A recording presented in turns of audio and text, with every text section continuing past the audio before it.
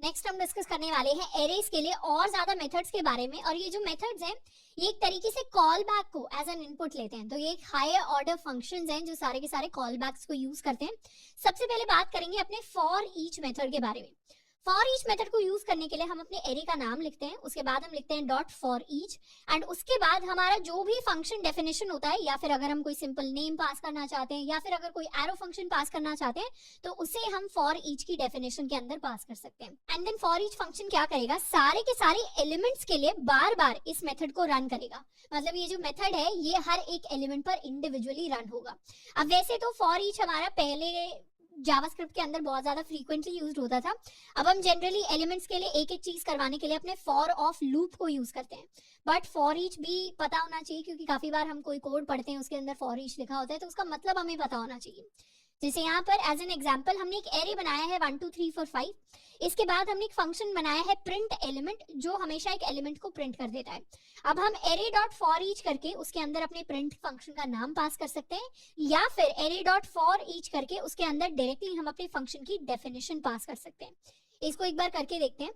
हम एक एरे बनाने वाले हैं, एरे के अंदर हमारे एलिमेंट्स होंगे 1 2 3 4 5, एंड अब हम एक फंक्शन लिख देंगे। फंक्शन के अंदर इस फंक्शन को एक वेरिएबल के अंदर स्टोर करा लेते हैं, let print is equal to function, जिसके अंदर एक एलिमेंट हमारे पास आएगा एज अ पैरामीटर, एंड हर बार हम प्रिंट करवा देंगे कंसोल डॉट लॉग अपने एलिमेंट को।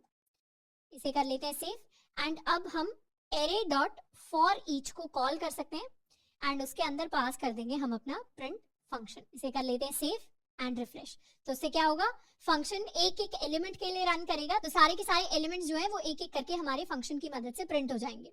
इसके अलावा एक और इंप्लीमेंटेशन हो सकता है, यानी हम directly array dot for each को कॉल लगाएं और उसके अंदर डायरेक्टली अपना फंक्शन डेफिनेशन पास कर दें।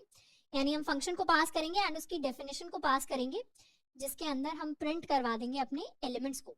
और यहाँ पर जो भी हम वेरिएबल बनाएंगे उस वेरिएबल का मतलब होगा हमारा इंडिविजुअल एलिमेंट। इसको कर लेते हैं सेव एंड नाउ रिफ्रेश। तो अभी क्या होगा, सेम आउटपुट आएगा, यानी सारे के सारे एलिमेंट्स हमारे लिए प्रिंट हो जाएंगे। यही सेम इंप्लीमेंटेशन हम एक एरो फंक्शन के लिए भी कर सकते हैं, यानी सिंपली यहाँ पर हम एक एरो फंक्शन यूज कर सकते हैं। एलिमेंट की फॉर्म में हमने यूज किया एरो फंक्शन, एंड यहाँ लगा देंगे अपने एरोस को। इसे कर लेते हैं सेव एंड रिफ्रेश। तो ये जो 5 प्रिंट हुए हैं शुरुआत वाले, ये लाइन नंबर 4 यानी एरो फंक्शन की मदद से प्रिंट हुए हैं, एंड ये हमारे नॉर्मल फंक्शन की मदद से। तो एरो फंक्शन क्या करेगा, सिंपल से फंक्शन के लिए उसे और थोड़ा सा कॉम्पैक्ट और थोड़ा सा छोटा बना देता है। अब हम फॉर ईच फंक्शन को अपने ऑब्जेक्ट्स के लिए भी यूज कर सकते हैं। जैसे लेट सपोज हम एक एरे बनाते हैं, एरे ऑफ ऑब्जेक्ट्स। यहाँ पर एक एरे बना लेते हैं, let ARR is equal to, इसके अंदर हम बहुत सारे ऑब्जेक्ट्स को स्टोर कराएंगे। यहाँ पर ये हमारी फर्स्ट ऑब्जेक्ट हो गई, ये हमारी, इस तरीके से हम एक सेकंड ऑब्जेक्ट क्रिएट कर सकते हैं, इस तरीके से हम एक थर्ड ऑब्जेक्ट क्रिएट कर सकते हैं। तो फर्स्ट ऑब्जेक्ट के अंदर हम कुछ कुछ पैरामीटर्स रख लेते हैं। लेट सपोज हम एक ऑब्जेक्ट बनाते हैं जिसके अंदर हमारा नेम है कुछ, एंड साथ के साथ हमारे मार्क्स हैं। उसी तरीके से सेकंड ऑब्जेक्ट के अंदर भी यहाँ पर हम नेम एंड मार्क्स को स्टोर करवा सकते हैं, एंड यहाँ पर सेम तरीके से हम अपने नेम एंड मार्क्स को स्टोर करवा सकते हैं। अब थोड़ी सी वैल्यूज को अलग कर लेते हैं, दिस कैन बी 94.4, इसे चेंज कर लेते हैं to 92, save and now refresh. अब अगर हम अपनी एरे को प्रिंट करवाएं तो हमारा एरे कुछ ऐसा दिखाई देगा 3 साइज का, जिसके अंदर 3 इंडिविजुअल ऑब्जेक्ट्स हमारे पास आती है। अब अगर हमें एरे की हर एक ऑब्जेक्ट के लिए उसके मार्क्स प्रिंट करवाने हैं, तो उसके लिए क्या कर सकते हैं, फॉर ईच को यूज कर सकते हैं। हम सिंपली लिख सकते हैं array dot for each, and उसके अंदर हम अपना एक एरो फंक्शन लिख सकते हैं जो हमारे एलिमेंट को डिनोट करता है, या लेट्स सपोज हमारे एक स्टूडेंट को डिनोट करता है। एरो फंक्शन से क्या करेंगे, यहाँ पर कंसोल डॉट लॉग करवा देंगे हर एक स्टूडेंट को। सबसे पहले स्टूडेंट को लॉग करवा देते हैं, तो सारे के सारे स्टूडेंट्स इंडिविजुअली क्या है, एक ऑब्जेक्ट है, तो हमारे लिए इंडिविजुअल ऑब्जेक्ट प्रिंट हो जाएगी। पर हमें स्टूडेंट नहीं प्रिंट करवाना, हमें स्टूडेंट के मार्क्स प्रिंट करवाने हैं, तो लिख देंगे student dot marks, save refresh. तो अब क्या होंगे, सारे के सारे मार्क्स हमारे पास प्रिंट होकर आ जाएंगे। तो इस तरीके से जनरली ऑब्जेक्ट्स के लिए भी हम फॉर ईच फंक्शन को यूज कर सकते हैं to access the individual properties. Next function जिसकी हम बात करेंगे ये है हमारा मैप फंक्शन। अब मैप फंक्शन बहुत सिमिलर होता है फॉर ईच फंक्शन के। इनमें डिफरेंस क्या होता है, मैप फंक्शन भी वही सेम हमारे पास एक सिंगल आर्गुमेंट लेता है जो हमारा फंक्शन की डेफिनेशन हो सकती है या फिर उसका नाम हो सकता है। अब फॉर ईच फंक्शन हमारे लिए क्या करता था, हमारे जो भी कॉल बैक जाता था उसके अंदर उसके ऊपर हमारे एक एक करके एलिमेंट्स पर उस फंक्शन को अप्लाई करता था।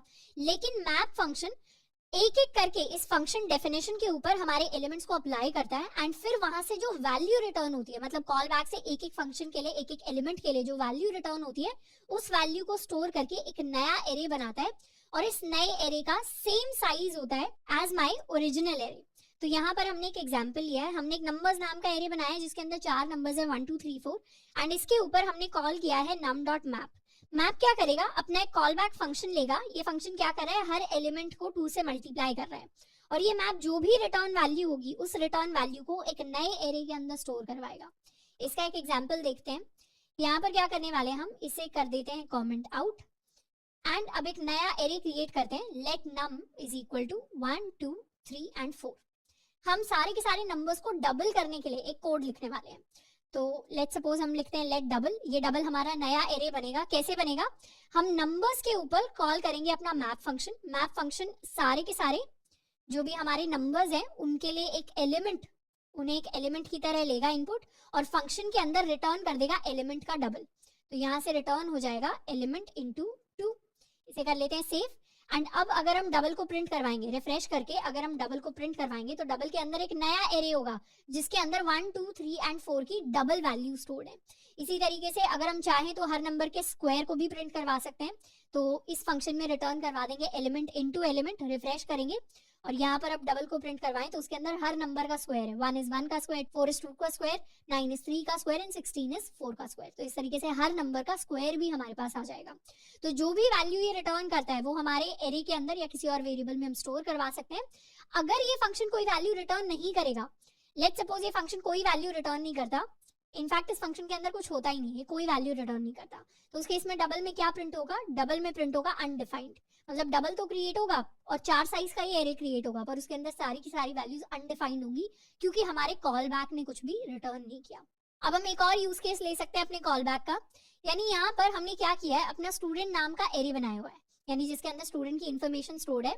इसे हम स्टूडेंट्स भी कर सकते हैं एरे का नाम। हम क्या करने वाले हैं, हर स्टूडेंट्स के लिए उनके लिए एक नया एरे बनाएंगे जीपीए करके। और जीपीए क्या होती है, अगर आपने कॉलेजेस के अंदर सुना हो, जीपीए इज बेसिकली 1 से लेकर 10 तक के बीच में हमें कोई नंबर अलॉट होता है। तो हम परसेंटेज को, जो इनके मार्क्स हैं परसेंटेज की फॉर्म में, उन्हें जीपीए के अंदर कन्वर्ट करने के लिए एक कोड लिखने वाले हैं। तो लेट्स सपोज हम बनाते हैं लेट जीपीए और जीपीए हमारा एक एरे होगा जिसके अंदर तीनों स्टूडेंट्स की जीपीए कैलकुलेटेड होगी। तो उसके लिए हम लिख सकते हैं स्टूडेंट्स डॉट मैप और मैप के अंदर कॉल बैक की फॉर्म में हम हर एक इंडिविजुअल एलिमेंट के लिए कॉल लगाएंगे और हर इंडिविजुअल एलिमेंट के लिए हम रिटर्न कर देंगे रिटर्न। हमें मार्क्स को या परसेंटेज को जीपीए में कन्वर्ट करना होता है तो सिंपली 10 से डिवाइड कर सकते हैं। तो हम रिटर्न कर देंगे मार्क्स डिवाइडेड बाय 10। तो यहाँ पर 95 का हो जाएगा 9.5, 94.4 का हो जाएगा 9.4, 92 का हो जाएगा 9.2। इसे कर लेते हैं save and refresh. Marks is not defined, ये हो जाएगा एलिमेंट डॉट मार्क्स। तो element dot marks divided by 10, refresh. अब अगर हम अपनी जीपीए को प्रिंट करवाएंगे तो जीपीए के अंदर ये 3 वैल्यूज आ गई। First is 9.5, second is 9.44, third is 9.2। अब आप यहाँ पर सोच रहे होंगे जावास्क्रिप्ट ने 9.44 के लास्ट में 01 कैसे ऐड कर दिया और इतना बड़ा कैसे कर दिया इस नंबर को। तो ये जावास्क्रिप्ट के अंदर फ्लोटिंग पॉइंट प्रिसिजन की वजह से होता है। बेसिकली जब मशीन के अंदर डिवीजन होता है, मल्टीप्लिकेशन होता है, एडिशन होता है, सब्ट्रैक्शन होता है, सारे के सारे बेस 2 में होते हैं, यानी बाइनरी फॉर्म में होते हैं, 0 और 1 की फॉर्म में। और उनका फिर कन्वर्जन होता है बेस 10 में। बेस 10 यानी नॉर्मल नंबर्स जो हमें समझ में आते हैं 1 से लेकर 10 तक जो हमारे नंबर्स होते हैं। अब यहाँ पर जब भी हमारे डेसिमल्स इन्वॉल्व होते हैं उस केस में जब बेस 2 के अंदर हमारा डिवीजन होता है और फिर उसको 10 में कन्वर्ट करते हैं तो कुछ कुछ एरर्स आ जाते हैं, यानी ये एक छोटा सा एरर इसको हम कह सकते हैं। ये फ्लोटिंग पॉइंट प्रिसिजन की वजह से होता है। इसे अभी के लिए हम इग्नोर कर देते हैं, इतना कोई मतलब अलग सी चीज नहीं है। बस थोड़ा सा हम ये समझ सकते हैं मशीन में अलग तरीके से डिवीजन होता है, ह्यूमंस अलग तरीके से डिवीजन करते हैं, इसीलिए इस तरीके की चीज हमें देखने को मिलती है जावास्क्रिप्ट के अंदर। अब ये हमारे सारे के सारे जो हुए जीपीएस आ गए एंड कैसे आए, हमारे डॉट मैप फंक्शन की फॉर्म में आए जिसने एक जीपीए एरे को क्रिएट कर दिया। नेक्स्ट फंक्शन जिसकी हम बात करेंगे ये है हमारा फिल्टर फंक्शन। फिल्टर फंक्शन क्या करता है, अगर हमारे पास फिल्टर फंक्शन का फॉर्मेट वही रहता है, यानी हम एरे डॉट फिल्टर लिखते हैं, उसके अंदर हम कोई कॉल बैक पास करते हैं और फिल्टर फंक्शन हमें एक नया एरे रिटर्न करके दे देता है। ये फंक्शन हमें जो भी हमारी वैल्यूज होती हैं उन वैल्यूज के लिए जब हम कोई भी कॉल बैक है, यानी ये वाला फंक्शन जब इसे रन करेंगे, ये एक एरो फंक्शन है, जब इसे रन करेंगे तो अगर आउटपुट में यानी कॉल बैक अगर हमें आउटपुट में ट्रू दे देता है तो फिर हम क्या करते हैं, अपने एलिमेंट को हम अपने न्यू एरे के अंदर ऐड कर देते हैं। लेकिन अगर कॉल बैक आउटपुट के अंदर फॉल्स देता है तो हम एलिमेंट को अपने न्यू एरे के अंदर ऐड नहीं करते। तो बेसिकली ये जो नया एरे फॉर्म होता है, ये फॉर्म होता है डिपेंडिंग अपॉन कि फिल्टर के अंदर हमने क्या फिल्टर लगाया हुआ है अपने कॉल बैक फंक्शन के अंदर। अगर वो कॉल बैक फंक्शन हमें ट्रू दे देता है तो उस केस में एलिमेंट ऐड हो जाता है, अगर ट्रू नहीं देता तो उस केस में एलिमेंट हमारा रिजेक्ट हो जाता है। अब इसके लिए एक बार हम एक फंक्शन लिखने वाले हैं। लेट्स सपोज यहाँ पर हम एक एरे बनाते हैं, लेट नंबर्स नाम का हमने एक एरे बनाया जिसके अंदर हम कोई भी मल्टीपल वैल्यूज जो हैं उनको स्टोर कर सकते हैं। 10, 12, 11 इस तरीके की हमने बहुत सारी वैल्यूज को स्टोर कर लिया। अब इस नंबर्स एरे के लिए हम चाहते हैं कि हमारे पास एक और नया एरे आ जाए जिसके अंदर हम सारे के सारे इवन नंबर्स को फिल्टर कर लें। तो let answer is equal to, हम इसके ऊपर अपना फिल्टर वाला फंक्शन लगा सकते हैं, फिल्टर, जिसके अंदर हम कॉल बैक पास कर देंगे फॉर आवर एलिमेंट।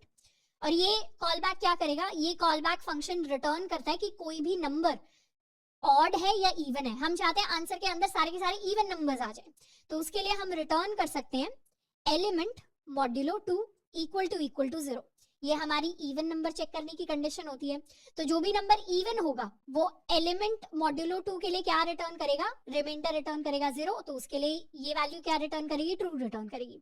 तो सारे के सारे इवन नंबर्स के लिए ये कंडीशन ट्रू रिटर्न करेगी एंड सारे के सारे ऑड नंबर्स के लिए ये जो हमारी कंडीशन है ये फॉल्स रिटर्न करेगी। तो हमारे फाइनल आंसर के अंदर क्या स्टोर होगा, फाइनल आंसर के अंदर सारे के सारे इवन नंबर स्टोर होकर आ जाएंगे इस नंबर्स वाले एरे के। इसको कर लेते हैं सेव, रिफ्रेश, आंसर को प्रिंट करेंगे तो नोटिस करेंगे सारे के सारे इवन नंबर्स हमारे पास स्टोर होकर आए हैं।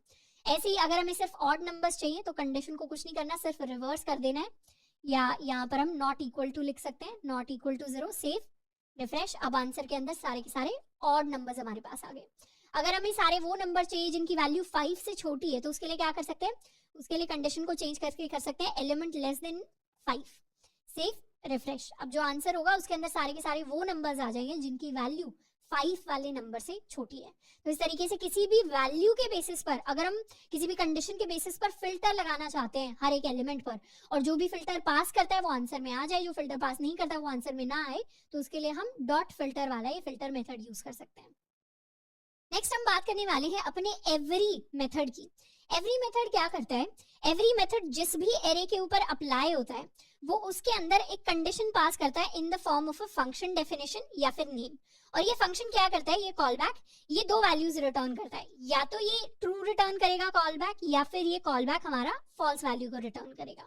और एवरी फंक्शन चेक करता है कि अगर सारे के सारे एलिमेंट्स के लिए, for the all the elements in the array, अगर हमारा call back true value return करता है तो फिर हमारा एवरी मेथड भी ट्रू वैल्यू रिटर्न करेगा। और अगर एक भी एलिमेंट के लिए अगर हमारे कॉल बैक ने फॉल्स वैल्यू रिटर्न की तो हमारा every method false value return करेगा। मतलब एवरी दो ही वैल्यूज रिटर्न करता है, या तो ट्रू वैल्यू रिटर्न करेगा या फॉल्स रिटर्न करेगा। पर ट्रू और फॉल्स होने के लिए हमारे सारे के सारे एलिमेंट्स का ट्रू होना जरूरी है। अगर एक भी एलिमेंट फॉल्स हो गया मतलब हमारा आंसर फॉल्स होने वाला है। ये basically it is very similar to logical and operator, जिसके बारे में हम ऑलरेडी पढ़ चुके हैं। तो इसको एक बार अप्लाई करके देखते हैं। जैसे लेट्स सपोज यहाँ पर हम एक एरे बनाते हैं, हमने एक एरे बनाया 1 2, ऐसे क्लियर कर लेते हैं। हम एक एरे बनाते हैं, हमने एक एरे बनाया 2 4 एंड 6। अब इस एरे के अंदर सारे के सारे इवन नंबर्स हैं। इस एरे के लिए हम एवरी फंक्शन को कॉल कर सकते हैं। एवरी फंक्शन के लिए अंदर क्या होगा, हम एक कॉल बैक पास करेंगे जो हमारे हर एक एलिमेंट पर काम करेगा, और ये एरो फंक्शन की फॉर्म में हमने पास किया। और ये हमें क्या रिटर्न करेगा, ये हमें रिटर्न करेगा if element modulo 2 equal to 0।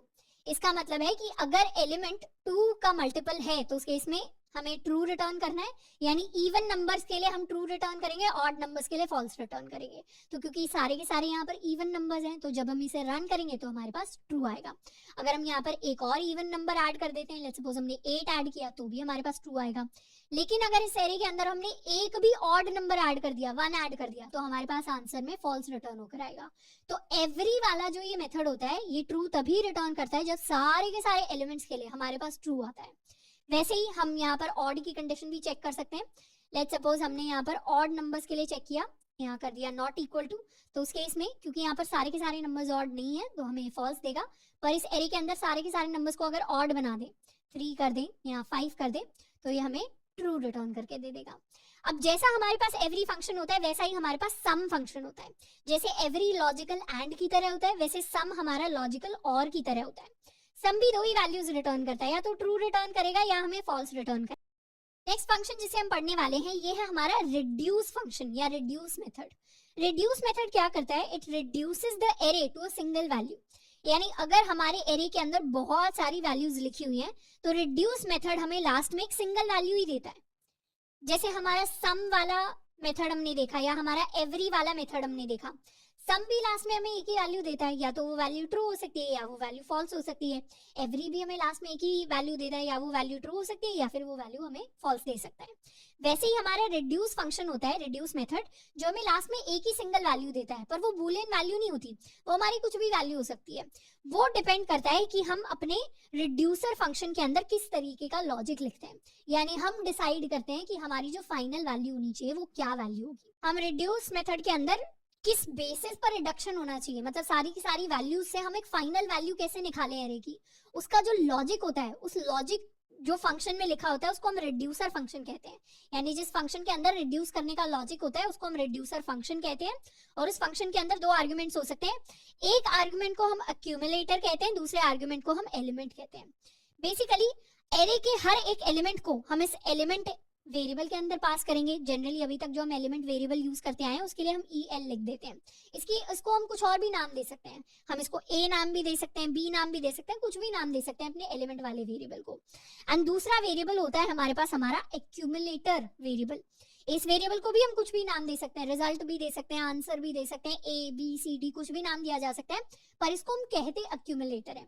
हमारा रिड्यूस फंक्शन बेसिकली वर्क कैसे करता है कि अगर हमने कोई भी एरे बनाया है, लेट्स सपोज हमने 1 2 3 3 नंबर्स का कोई भी एरे बनाया है, और इन तीनों नंबर्स पर हमने क्या किया, इस एरे के लिए रिड्यूस फंक्शन को कॉल किया, तो फर्स्ट टाइम हमारे पास कोई भी एक्यूमुलेटर होगा और हमारे पास एलिमेंट होगा। अब जो भी हमने एक्यूमुलेटर वेरिएबल बनाया है, ये क्या करेगा, इस एलिमेंट के बेसिस पर हम एक्यूमुलेटर की कोई वैल्यू सेट करेंगे। उसके बाद सेकंड टाइम जब हम अपने एलिमेंट और अपने एक्यूमुलेटर को यूज करेंगे, तो एलिमेंट इस एक्यूमुलेटर के अंदर हमारे पुराने एक्यूमुलेटर की वैल्यू आएगी जो हमने पिछली बार रिटर्न की थी या सेट की थी। तो इस बार सेकंड टाइम जो हमारा एक्यूमुलेटर बनेगा, ये जो फंक्शन फर्स्ट टाइम में फर्स्ट एलिमेंट के लिए जो फंक्शन रन करेगा, ये किसी वैल्यू को रिटर्न करेगा। यही रिटर्न्ड वैल्यू इस एक्यूमुलेटर के लिए इनिशियलाइजेशन बनेगी, यानी इस एक्यूमुलेटर के अंदर पिछली बार की रिटर्न्ड वैल्यू आएगी। उसके बाद जब हम थर्ड टाइम कॉल लगाएंगे तो दोबारा से 2 हमारे पास वेरिएबल्स बनेंगे, एक्यूमुलेटर और एलिमेंट। तो इस बार सेकंड टाइम जो फंक्शन कॉल ने रिटर्न की होगी वैल्यू, वही इस एक्यूमुलेटर के अंदर आकर स्टोर हो जाएगी। एंड फाइनल जो आंसर आएगा, फाइनल जो वैल्यू आएगी, वो थर्ड वाली रिटर्न की वजह से आएगी। तो जो थर्ड टाइम जो रिटर्न होगा, ये फाइनली हमारी रिड्यूस्ड वैल्यू होगी, यानी रिडक्शन वैल्यू। तो होने क्या वाला है, हमारे पास कोई भी अगर एरे होता है, जैसे लेट्स सपोज 3 साइज का एरे है, उसके लिए अगर हमने रिड्यूस फंक्शन को कॉल किया, तो वो एक एक करके एलिमेंट्स के लिए वो रिड्यूस फंक्शन कॉल होगा। सबसे पहले रिड्यूस फंक्शन कॉल होगा इस 1 के लिए, रिड्यूस फंक्शन यानी रिड्यूस फंक्शन के अंदर जो रिड्यूसर फंक्शन है, which is basically our call back. तो कॉल बैक सबसे पहले 1 के लिए कॉल होगा। 1 के लिए कॉल होगा तो एलिमेंट के अंदर 1 आकर स्टोर हो जाएगा और कुछ एक्यूमुलेटर की वैल्यू होगी। अब एक्यूमुलेटर और एलिमेंट को मिलाकर कोई हम वैल्यू रिटर्न करेंगे। ये रिटर्न्ड वैल्यू नेक्स्ट लेवल के एक्यूमुलेटर में जाएगी। मतलब जब 2 के लिए फंक्शन की कॉल होगी, तो 2 जब एलिमेंट बनेगा तो उसके एक्यूमुलेटर में 1 की रिटर्न्ड वैल्यू आकर स्टोर होगी। अब ये दोनों मिलकर कुछ लॉजिक करेंगे एंड ये भी कोई वैल्यू रिटर्न करेंगे। उसके बाद जब 3 के लिए फंक्शन कॉल होगा, तो एलिमेंट के अंदर 3 आएगा एंड एक्यूमुलेटर के अंदर पुराने फंक्शन की रिटर्न्ड वैल्यू आएगी। उसके बाद ये दोनों मिलकर कुछ लॉजिक परफॉर्म करेंगे और किसी वैल्यू को रिटर्न कर देंगे। अब ये जो फाइनल वैल्यू रिटर्न होती है यही हमारे रिड्यूस फंक्शन की फाइनल वैल्यू होती है जो प्रिंट की जाती है किसी भी एरे के लिए। इसको बहुत आसानी से हम समझने की कोशिश करेंगे, टेंशन नहीं लेनी है, थोड़ा सा कॉम्प्लेक्स लग सकता है फर्स्ट टाइम लॉजिक, पर इसको एक बार हम करके देखेंगे तो हमारे लिए आसान हो जाएगा। हम क्या करने वाले हैं, एक 1 2 3 4 नाम का हमने एरे बनाया है, उसके लिए रिड्यूस फंक्शन को कॉल करेंगे। और ये फंक्शन क्या करता है, इस फंक्शन के अंदर ये हमारा रिडक्शन फंक्शन है, बेसिकली हमारा एरो फंक्शन है। एरो फंक्शन के अंदर दो वेरिएबल्स हमें लेने हैं, एक एक्यूमुलेटर एक एलिमेंट। एलिमेंट के लिए हमने EL वेरिएबल ले लिया और एक्यूमुलेटर का नाम हमने रख दिया रिजल्ट। बेसिकली रिजल्ट क्या है, फाइनल वैल्यू है, ऊपर वाले लेवल्स की हम फाइनल वैल्यू इस रिजल्ट के अंदर स्टोर करते रहेंगे। ये फंक्शन रिजल्ट के अंदर ऐड करके हमारे एलिमेंट को रिटर्न कर देता है, मतलब फंक्शन से रिटर्न क्या हो रहा है, रिजल्ट प्लस एलिमेंट। इसको एक बार हम करके देखते हैं, तो कर लेते हैं रिफ्रेश। हम क्या करेंगे, एक नंबर्स नाम का एरे बनाएंगे, इतने पार्ट को, ऊपर वाले पार्ट को कर लेते हैं हम कमेंट आउट। यहाँ पर एक नंबर्स नाम का एरे बनाते हैं जिसके अंदर 4 नंबर्स हैं, 1 2 3 एंड 4। अब 4 नंबर्स हैं, अब नंबर्स के लिए हमने कॉल किया numbers dot reduce. Numbers dot reduce की जो भी वैल्यू आई, लेट फाइनल वैल्यू इसे हम कह लेते हैं, final value is equal to this. इसके अंदर अब हमें कोई रिडक्शन फंक्शन पास करना है, वो हमारा एरो फंक्शन हम रखने वाले हैं। अब यहाँ हमें पता भी चल रहा है कॉल बैक एक्सपेक्टेड है, तो इस कॉल बैक के अंदर हम सबसे पहले अपना एक एक्यूमुलेटर लिखेंगे, रिजल्ट है हमारा एक्यूमुलेटर, एंड एक एलिमेंट आएगा, लेट्स सपोज एलिमेंट आता है EL। और ये फंक्शन रिटर्न क्या करेगा, ये फंक्शन हमारे लिए रिटर्न करने वाला है रिजल्ट प्लस एलिमेंट। इसको कर लेते हैं सेव, तो ये रिजल्ट प्लस एलिमेंट रिटर्न करेगा। And finally console dot log से हम अपनी वैल्यू को प्रिंट करवा लेंगे, which is my final value. Save and refresh, तो फाइनल वैल्यू क्या आई, फाइनल वैल्यू 10 आई। अब इसको हम स्टेप बाय स्टेप समझेंगे कि रिड्यूस फंक्शन ने काम कैसे किया। अब रिड्यूस फंक्शन के काम करने के लिए अपने एरे को लिख लेते हैं। यहाँ पर हमारा 1 2 3 4 4 साइज का एरे था और हमने कॉल किया अपने नम्स के ऊपर रिड्यूस फंक्शन को। नम्स डॉट रिड्यूस का कोड क्या है, नम्स डॉट रिड्यूस में एक हमारे पास रिजल्ट वेरिएबल है, एक हमारे पास एलिमेंट वेरिएबल है, और ये फंक्शन रिटर्न करता है रिजल्ट प्लस एलिमेंट को। इतना पार्ट हमारे कोड का पार्ट हो जाता है। एंड फाइनली प्रिंट होकर क्या आया, फाइनली हमारे पास फाइनल वैल्यू जो हमने स्टोर करा ली, मतलब इसे कर देते हैं राइट साइड में, एंड यहाँ पर हमने एक फाइनल वैल्यू है जिसे स्टोर करा लिया अपने फाइनल कीवर्ड में। हमें पता है हमारा आउटपुट आया 10। अब उस आउटपुट को एक बार एनालाइज करते हैं कि कैसे आया। सबसे पहले जैसे ही नम्स डॉट रिड्यूस कॉल हुआ, सबसे पहले हमारे 1 के लिए कॉल होगा, क्योंकि हर एक एलिमेंट के लिए एक एक करके कॉल होगा। तो शुरुआत में जो हमारा रिजल्ट वेरिएबल है इसके अंदर 0 होगा। हर वेरिएबल के अंदर बाय डिफॉल्ट शुरुआत में एक 0 वैल्यू होगी, या एक नल वैल्यू होगी, या खाली वैल्यू होगी। और एलिमेंट के लिए हमारे पास सबसे पहले आ जाएगा 1, यानी 1 हमारा एलिमेंट है। तो फंक्शन क्या पास करेगा, फंक्शन क्या रिटर्न करेगा, फंक्शन हमारे लिए रिटर्न करेगा रिजल्ट प्लस एलिमेंट। तो रिजल्ट प्लस एलिमेंट, अब 1 के अंदर जब 0 को ऐड करेंगे तो क्या रिटर्न होगा, 1 वैल्यू रिटर्न हो जाएगी। उसके बाद नेक्स्ट टाइम क्या होगा, नेक्स्ट टाइम दोबारा से जब ये रिजल्ट फंक्शन या रिजल्ट वेरिएबल यहाँ पर फॉर्म होगा तो रिजल्ट के अंदर क्या आएगा, पुराने वाली वैल्यू आएगी। पुराने वाली वैल्यू 1 थी, एंड उसके बाद यहाँ पर क्या आएगा, हमारा सेकंड एलिमेंट यानी 2। तो 2 के लिए इस बार कॉल जाएगी। तो इस बार जब कॉल जाएगी तो रिजल्ट प्लस एलिमेंट दोबारा से रिटर्न होगा। रिजल्ट प्लस एलिमेंट यानी 1 + 2, इस बार रिटर्न होगा 3। अब 3 तो रिटर्न हो गया। इसके बाद नेक्स्ट कॉल जाएगी 3 के लिए। 3 की जब कॉल जाएगी तो उसमें रिजल्ट की जगह हमारे पास ये पुराना आउटपुट आएगा। पुराना जो भी रिटर्न वैल्यू थी वो एक्यूमुलेटर यानी रिजल्ट के पास जाके स्टोर हो जाएगी। एंड इस बार कॉल किसके लिए गई, 3 वाले एलिमेंट के लिए। अब ये क्या रिटर्न करेगा, दोबारा से रिटर्न करेगा result plus element. Result plus element यानी 3 + 3 मतलब 6। तो इसने 6 रिटर्न किया। उसके बाद नेक्स्ट कॉल जाएगी हमारे 4 के लिए। इस बार पुरानी जो वैल्यू है वो रिजल्ट के अंदर आ जाएगी यानी 6। एंड करंट एलिमेंट क्या है, करंट एलिमेंट है 4। तो इस बार दोनों का एक्यूमुलेशन यानी दोनों का रिजल्ट क्या बनेगा, रिजल्ट प्लस एलिमेंट यानी 6 + 4 विच इज इक्वल टू 10। और फाइनली ये वैल्यू कहां पर रिटर्न होकर जाएगी, ये वैल्यू रिटर्न होकर जाएगी हमारे फाइनल वैल्यू वेरिएबल के अंदर, जो कि प्रिंट करवा देगा हमारे लिए 10। अब हर बार यही वैल्यू कैलकुलेट हो रही है क्या, उसको भी हम चेक कर सकते हैं। हम अपने इस रिडक्शन फंक्शन के अंदर रिटर्न करवाने से पहले क्या करेंगे, प्रिंट करवा लेंगे।